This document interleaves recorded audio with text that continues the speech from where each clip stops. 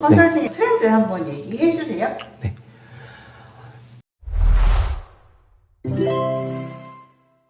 지금까지 설명드렸던 이 상품을 가지고 우리는 이제 고객들에게 노후 컨설팅을 해야 되죠. 근데 이 노후 컨설팅을 할 때는 요즘은 약간 분위기가 바뀐 게 있습니다. 오늘 지금 시간에는 그거를 설명드리려고 합니다.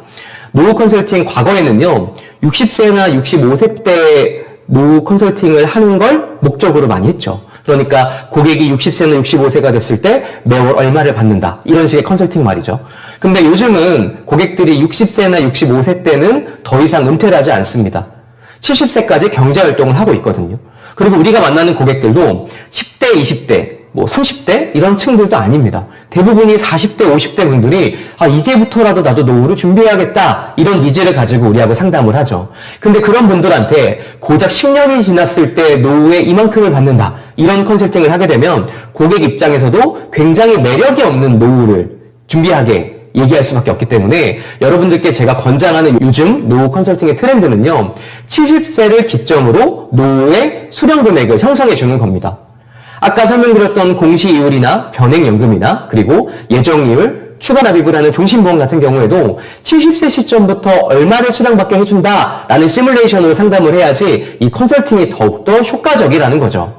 그리고 또 하나는 예전에는 매월 돈을 받는 걸로 노후 컨설팅을 많이 해줬습니다. 월 30만 원씩 계속 받는다, 50만 원씩 계속 받는다. 근데 요즘은 국민연금도 40만 원, 50만 원을 받고 있고 기초연금도 그 정도 금액을 받고 있기 때문에 고객들이 단순하게 20, 30만 원을 받는 거에 큰 매력을 느끼지 못합니다. 그래서 오히려 반대로 연금 컨설팅을 하다 보면 연수령으로도 설계할 수가 있고 혹은 1년에 2년에 한 번씩 수령하는 것도 설계할 수가 있는 상품들이 있는데요. 그렇게 중간에 목돈으로 설계를 해준다면 고객들이 그 돈을 가지고 은퇴했을 때 큰 이벤트에 돈을 쓴다든지 가령 자녀의 결혼이나 손주의 출산이라든지 아니면 해외여행이라든지 건강 증진 자금이라든지 이런 목돈으로 내가 오히려 인출 시뮬레이션을 해준다면 고객들은 70세 이후에 발생되는 목돈이라는 거에 더 많은 매력을 느끼고 있습니다. 그래서 여러분들이 요즘 노후 컨설팅은 그런 부분으로 컨설팅을 조금 더 포커스를 맞춰주는 게 조금 더 효과적일 거고요. 또 하나 요즘 좀 트렌드는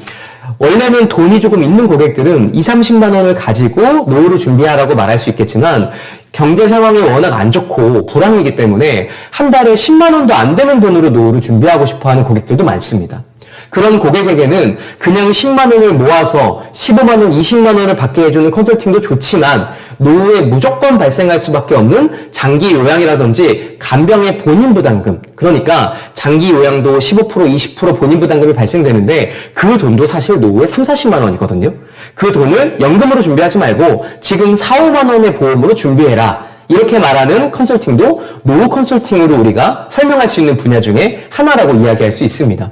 요즘 노후 컨설팅은 방금 이야기 드렸던 두 가지, 노후 수령 시기가 70세부터 그 다음에 월액도 좋지만 연수령으로 설계하는 거, 그리고 마지막으로 노후에 발생될 수 있는 무조건적인 보장 리스크의 자기부담금을 해주는 거, 이런 부분으로 설명해 준다면 고객에게 다양하게 내가 컨설팅 사례를 알려줄 수 있는 부분이 될 겁니다. 지금까지 알려드린 이 내용들을 가지고 고객들하고 상담을 한다면 고객의 유형별로 여러분들이 무언가를 고집하거나 강요하지 않고 고객이 선택할 수 있는 다양한 옵션을 제시함으로써 노후 컨설팅을 더욱더 효과적으로 할 수 있을 겁니다. 이제 마지막으로 설명드릴 건 이제 이거를 우리가 어떻게 실행에 옮겨야 되냐라는 거죠. 그래서 실행에 옮기는 거는 제가 이런 순서로 설명을 드릴 수 있을 것 같습니다.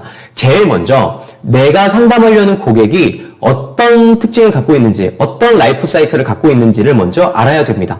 가령 내 고객이 지금 월급을 받고 있고 그다음에 이 고객은 매월 연말정산 같은 그런 세금의 문제에 조금 더 관심이 많고 아직까지는 다른 노후에 대한 리스크를 별로 신경 쓰지 않는다라고 한다면 당연히 공시율 연금을 먼저 제안해야 됩니다.